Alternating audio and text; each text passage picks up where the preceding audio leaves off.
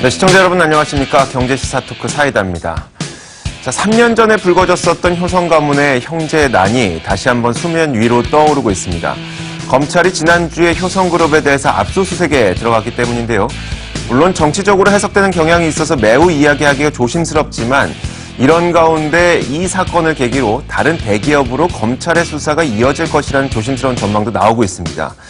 자, 과연 무슨 일이 발생하고 있는 것인지 또 앞으로는 어떻게 될 것인지 저희가 전망을 해보도록 하겠고요. 또 한 가지 이야기를 준비했습니다.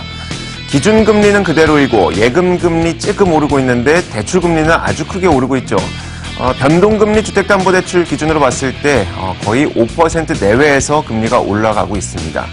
도대체 왜 그런 것인지 혹은 손볼 부분은 없는 것인지 저희가 고민해보는 시간도 마련했습니다. 경제시사 토크 사이다 지금 출발하겠습니다.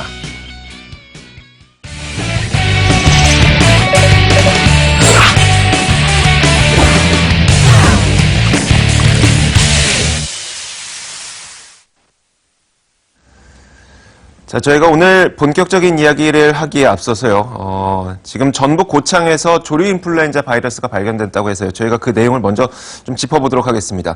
정부가 48시간 동안 전국 모든 농가에 일시 중지 명령을 내리는 등 여러 가지 긴급 조치에 들어갔는데요. 자세한 소식은 저희가 염현석 기자 연결해 보겠습니다. 염현석 기자. 네, 저는 지금 농림축산식품부에 나와 있습니다. 전북 고창에서 조류 인플루엔자가 발견됐다고요? 네, 그렇습니다. 전북 고창 유경오리 농가에서 검출된 AI 항원이 닭과 오리 등 가금류에 치명적인 고병원성으로 확진됐습니다.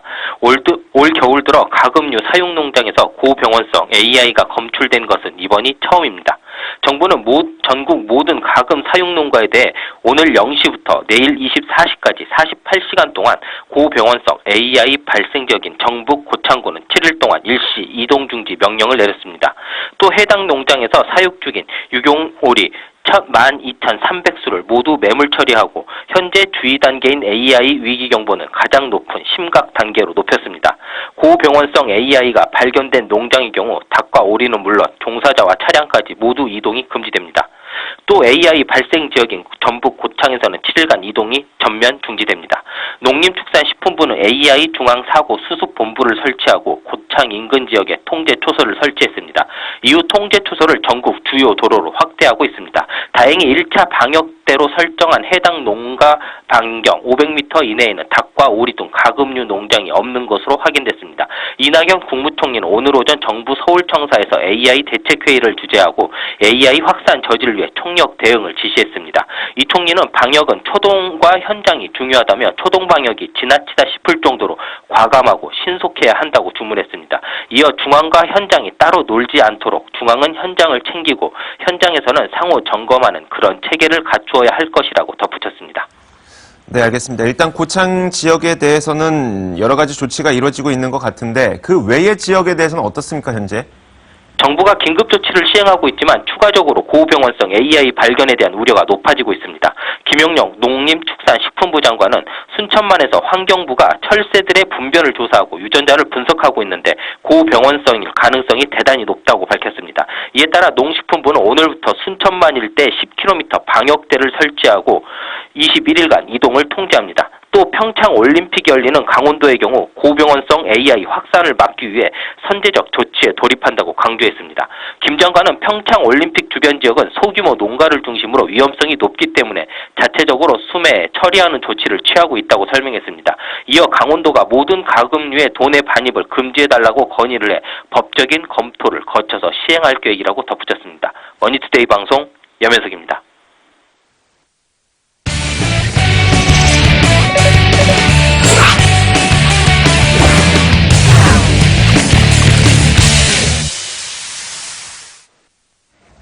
자, 오늘 이 두 분과 함께 이야기를 나눠볼 겁니다. 참 좋은 경제연구소 이인철 소장과 김태현 변호사 자리하셨습니다. 어서 오세요. 네, 반갑습니다.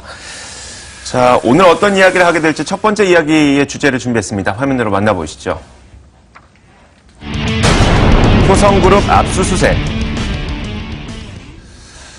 자, 김태현 변호사님, 효성그룹에 대해서 검찰이 압수수색에 들어갔는데 일단 이번 혐의가 뭐죠? 일단 뭐 횡령 배임입니다. 이제 비자금을 조성했다는 의혹인 거죠. 그러니까 배임 같은 경우에는 그 이제 계열사들이 있습니다. 그 계열사들, 그러니까 작은 계열사들에게 좀 무리한 투자들을 하게 해서 그래서 손해를 끼쳤다는 게 배임이고요. 횡령은 그 와중에서 이제 비자금을 조성했다는 게 횡령과 두 가지 혐의인데 뭐 이게 검찰이 어떻게 이런 혐의를 인지 수사라고 하죠.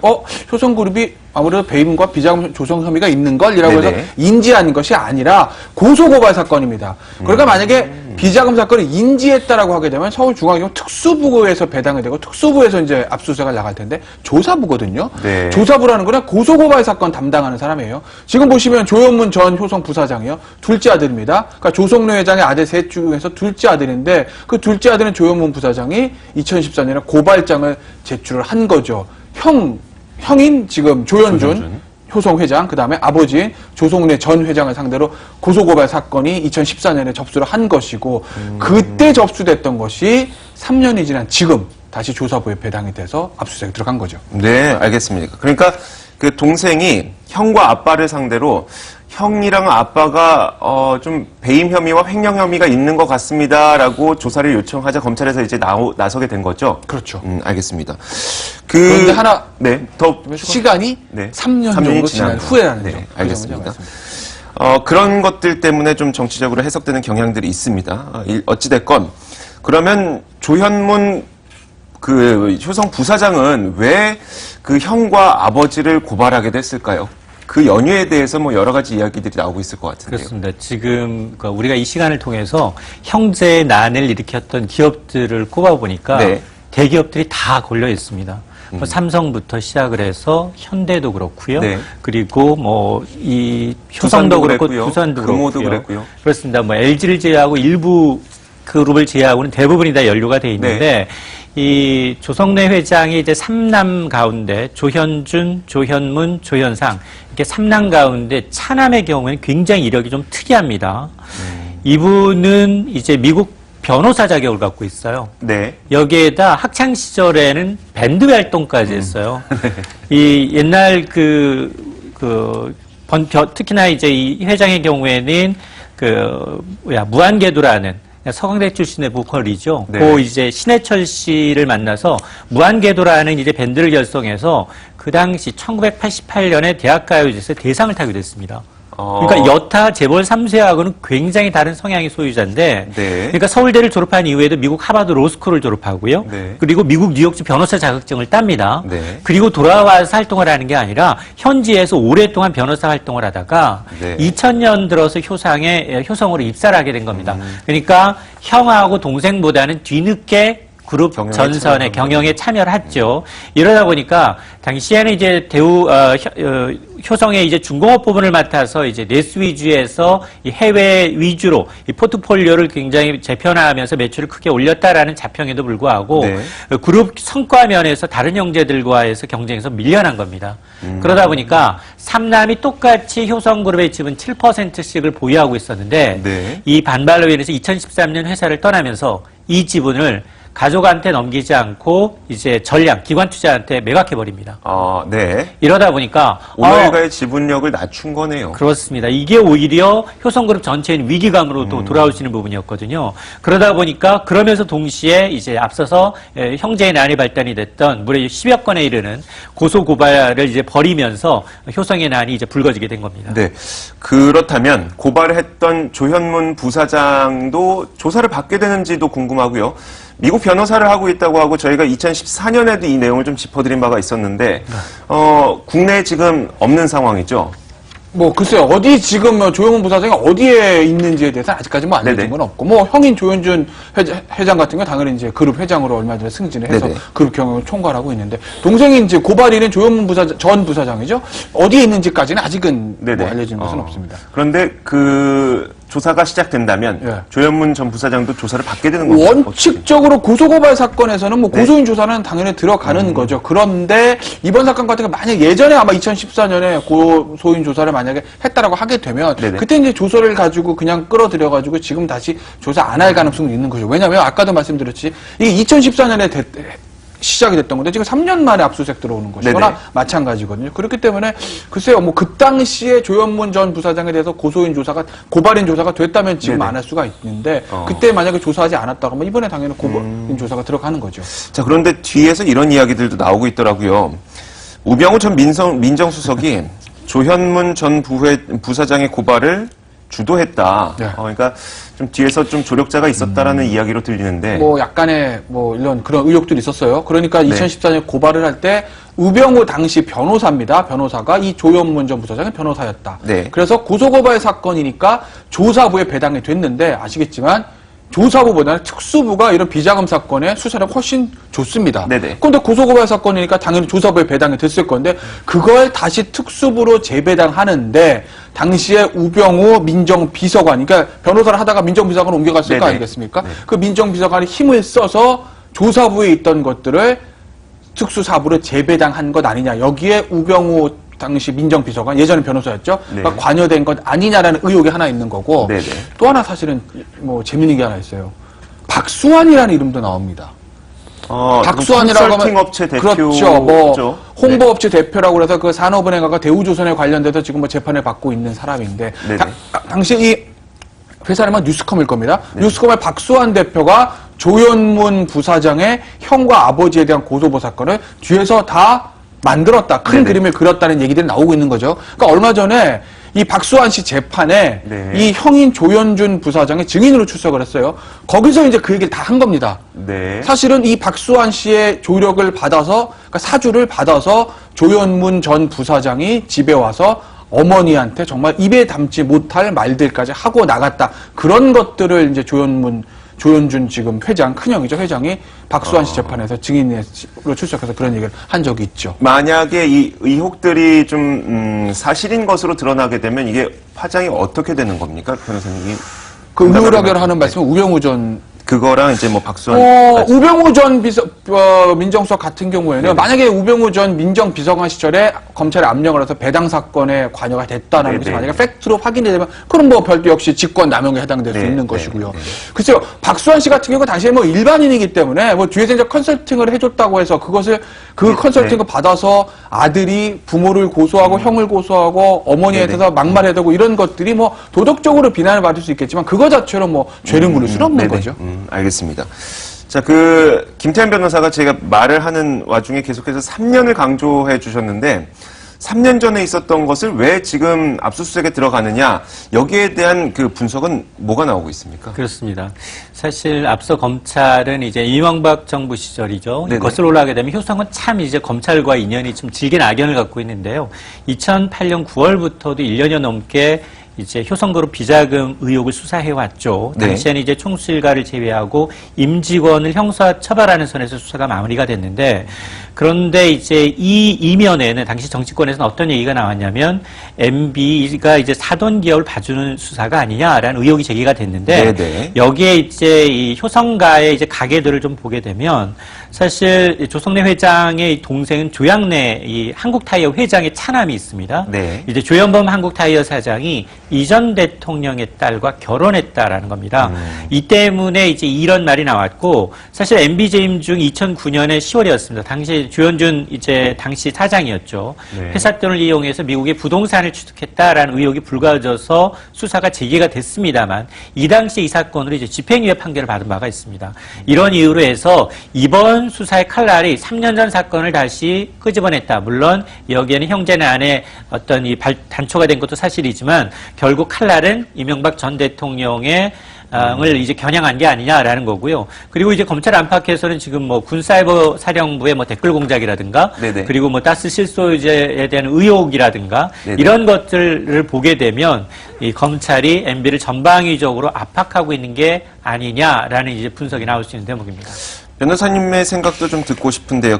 일단 저희는 경제방송이기 때문에 정치 이야기를 그렇게 막 심도 깊게 다루진 않습니다만, 그래도 한번 이야기를 좀 들어보고 싶습니다. 어떻게 글쎄요, 저는 뭐 MB 압박이라기보다는 검찰의 힘을 과시하기 위한 수사가 아닐까 싶어요. 그러니까 대기업 일종의. 네네. 왜냐하면 이제 앞서도 인천 소장님 설명하셨듯이 이 한국타이어하고 효성 는 완전히 계열 분리가 되어 있거든요. 네. 그러니까 사실 어떻게 보면 사돈은 맞는데 직접 사돈은 사돈의 형입니다. 그렇죠. 그러니까 만약에 MB를 장악하기 위해서 만약에 한국 타이어를 수사를 들어간다고 하면 혹시 한국 타이어에서 비자금을 만들어서 그 돈이 MB한테 가지 네네. 않았을까라고 의혹을 가져볼 수도 있지만 이 완전히 계열을 보일일에 있는 그 형이고 그 형제의 난 나름대로 그 경영권 분쟁 속에서 나오는 것이기 때문에 설사 효성이 저기서 비자금을 만들었더라도 그 돈이 MB한테 갔겠는가라는 것이 의구심이 드는 부분이라서 저는 뭐 MB를 겨냥하겠다기보다 오히려 지금 뭐 검찰이 지금 칼춤을 추고 있지 않습니까? 네네. 그러니까 전반적인 사정 작업들, 정치권 이제 국정원 특수활동해가지고 정치권 사정 시작했으니까 그다음에 뭐 하겠어요? 대기업해야죠. 그렇죠. 봤지? 우리는 이런 곳이야. 우리는 여기까지 힘이 있어. 누가 우리를 무시해? 우리가 네네. 적폐라고? 이거를 보여주기 위한 어떤 검찰의 칼춤의 일환이 아닐까 싶어요, 저는. 이러다 보니까 이제 효성을 시작으로 끝나는 것이 아니라 다른 대기업 애들까지도 이런 조사가 이루어지지 않을까에 대한 궁금증이 있는데 소장님 이런 전망은 어떻게 나오고 있어요, 요즘에? 그러니까 지금 재계에서는 어차피 지금 뭐 적폐청산이 네. 이제 현 검찰뿐만 아니라 현 정부가 이제 추진하고 있는 제일 과제다 보니 재계 서열 지금 효성이 한 25위권이 정도 되거든요. 네. 그리고 이제 검찰 수사가 이제 첫 번째 현 정부 들어서 대기업의 어떤 첫 번째 타깃이라는 점에서 분명히 사실상 이제 대기업의 수사의 어떤 신호탄이 되지 않겠느냐라는 관측이 나올 수밖에 없고 이렇게 되면 이 다른 대기업들도 바짝 긴장할 수밖에 없어서 네네. 지금 사실은 효성의 경우에는 이런 이제 형제인 안으로 해서 이제 불거졌습니다만 대중적인 사업은 좀 아니거든요. 네. 섬유를 제외하고 대부분은 뭐 화학 부분, 중공업 부분, 무역 부분이었어요. 그리고 이제 이미 1980년에 한국타이어하고 대전피혁은 계열 분리가 돼서 별도의 회사거든요. 그러니까 계열 관계가 아님에도 불구하고 지금 과거 3, 4년 전 그리고 거슬러 올라가면 10년 전 사건이 계속 정권이 바뀔 때마다 수사 선상에 오르고 있고 그 첫 번째 이 사정 대상이 효성이다라는 점에서 대기업들은 지금 뭐 물론 최순실 관련해서 이미 롯데면 이미 수사를 받고 있음에도 불구하고 다른 기업으로 또 전이될 수 있다라는 위기감은 형성이 되는 상황입니다. 알겠습니다. 확실히 대기업들이 지금은 몸을 사리는 그런 시기가 될 것 같기도 하고요. 자, 그런데 공교롭게도 압수수색이 이루어졌던 지난 17일이 조성래 회장의 항소심 2차 공판이 열린 이 날이었어요. 이건 뭐 때문에 열렸던 겁니다? 이거 효성이 사실 이제 10년 동안 수사받았다고 하는데, 네네. 그 이제 첫 번째 사건이 이 사건이거든요. 그러니까 이제 분식회계하고 횡령 혐의인데 아마 우리가 IMF 때 굉장히 좀 회사들이 좀 좋지가 않았습니다. 근데 네. 이제 일종의 그때 아주 쉽게 말씀드리면 실적 불풀리기를 통해서 이제 분식회계를 아닌 건 아니냐. 그래서 이제 조세 포탈까지 이어진 건 아니냐. 그러니까 탈세죠. 그 부분에 대해서 이제 기소가 됐던 거고, 1심에서 아마 징역 3년에 벌금 1365억이 나왔는데 지금 항소심 진행 중인 거고, 네. 그 항소심 공판에 피고인이 된 조성래 전 회장이 출석을 한 거죠. 알겠습니다. 이 내용도 뭐 저희가 결과가 나오는 대로 좀 진행을 또 업데이트되어 있는 내용들 저희가 정리해드리도록 하겠습니다. 자, 효성 이야기는 여기까지 듣도록 하겠고요. 앞으로 남은 것들이 많으니까 나중에 더 이야기할 건 많을 것 같습니다. 자, 이어서 금리에 대한 이야기를 준비했습니다. 여러분들에게 관심이 참 많을 텐데요. 다음 주제 화면으로 확인하겠습니다. 대출금리만 올린 은행들. 아마 많은 분들이 다 느끼실 텐데 예금이자는 기껏해야 뭐 0.1% 올려준다고 하고 그런데 대출이자는 막 5%까지 받는다고 하니까 많은 분들이 속상해하실 겁니다. 소장님, 지금 대출이자가 그리고 대출이자로 얻은 이자 이익이 5년 만에 최대치라고 하는데 실제로 은행들 돈 많이 벌었습니까? 그렇습니다. 은행들의 이런 이제 땅 짚고 헤엄치는 식의 영업행위는 어제 오늘의 얘기가 아니거든요. 이렇게 예금 이자는 낮게 그리고 이제 대출 금리는 높게 이른바 이제 예대 마진 차를 확대한 순이익의 비중이 거의 80% 가까워요. 은행마다. 네네. 그러다 보니까 이 최근 들어서 이제 은행권의 어떤 이 사상 최대 순이익 그야말로 성과급 잔치를 벌일 수 있는 수준까지 올라오고 있는데요. 올 3분기 기준 시중은행의 평균 예금금리와 대출금리의 격차가 2.06%포인트입니다. 이 얘기는 네네. 이게 지금 3년 만에 가장 컸는데요. 예금 금리는 거의 한 1.1% 선으로 거의 1년여 넘게 고정돼 있어요. 네네. 근데 대출 금리는 최저는 3%에서 많게는 5%까지 받고 있거든요. 그러다 보니까 이런 이제 이 대출 금리 인상폭만큼 예금 금리를 인상했으면 자연스럽게 이런 불만의 소지가 없겠지만 대출 금리만 바로바로 인상을 하고 예금금리는 미적미적되면서 1년 6개월 동안 거의 움직임을 보이지 않고 있다는 겁니다. 이러다 보니까 이제 이자놀이에 급급하다라는 비판을 받을 수밖에 없는 상황이고 더 충격적인 것은 이게 지금 국정감사 자료예요. 네. 국정감사 자료인데 2013년부터 올해까지 은행들이 그러니까 이제 이 주거래은행 공공기관 직원들에게 네. 마이너스 통장 대출 1%대로 해줬다는 겁니다. 대출을요? 마이너스 통장 대출을 최저 1%, 이자를. 평균 2%.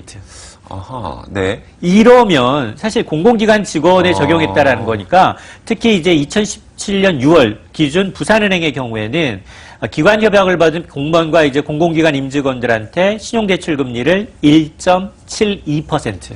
원래 신용이라는 1.82%. 것은 담보가 존재하지 않기 때문에 대체로 이자를 좀 비싸게 받기 마련인데요. 이건 역마진이 난다는 거예요. 네. 이 정도면. 손해를 보고선도 직원들한테는 싸게 빌려주겠다는 거네요. 그렇습니다. 물론 주거래 은행이라는 게 그 한 집단 전체의 이제 입출금을 이제 관리할 수 있기 때문에 굉장히 큰 고객인 건 맞습니다. 네네. 그런데 그게 공공기관이라는 거예요. 대기업들도 다 주거래 은행이 있고요. 네네. 그리고 그럼에도 불구하고 이 정도까지는 아니거든요.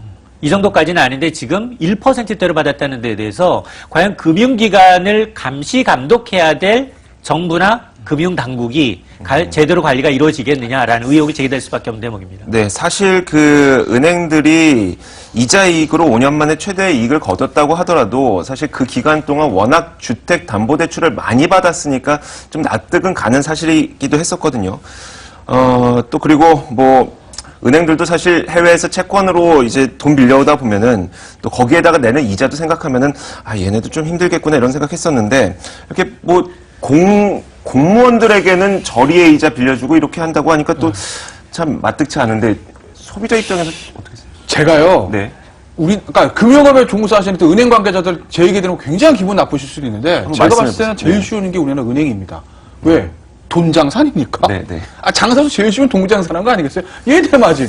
빌려줄 때 비싸게 빌려주고 예금 금리 예금 금리 낮춰주면 그 차익이 마진이 바로 생기는 거 아니겠어요? 네네. 그러니까 제가 이 말씀 왜 드리냐면요. 우리나라 이제 금융업에 대해서 한 말씀 좀 드리면 우리나라 제조업이 사실은 굉장히 세계적으로 월등합니다. 네. 경쟁력이. 금융업은 어느 정도 경쟁력이 있을까요? 없습니다. 그게 왜 그럴까요?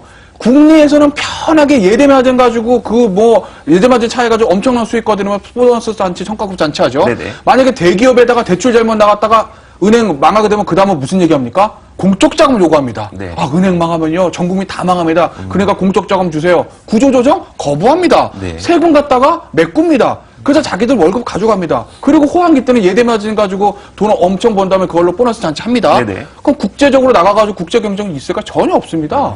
그게 우리나라 은행권의 현실이라는 거. 그리고 나서 왜 그렇습니까? 라고 물어보면 항상 관치금융 때문에 그렇습니다. 이런 얘기만 하거든요. 그럼 풀어주면 열심히 잘할 수 있느냐는 거죠. 알겠습니다.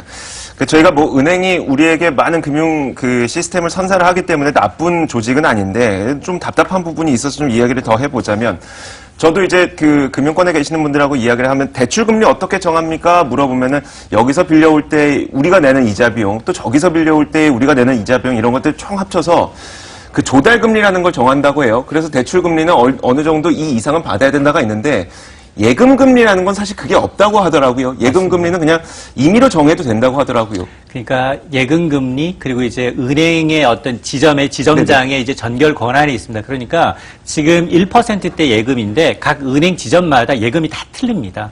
밖에 나온 홍보를 네네. 보게 되면 3%대도 있거든요. 그리고 사실 김 변호사님 저렇게 입에 거품을 무는데 은행들이 가장 좋아하는 최고 신용도가 변호사 의사들이에요.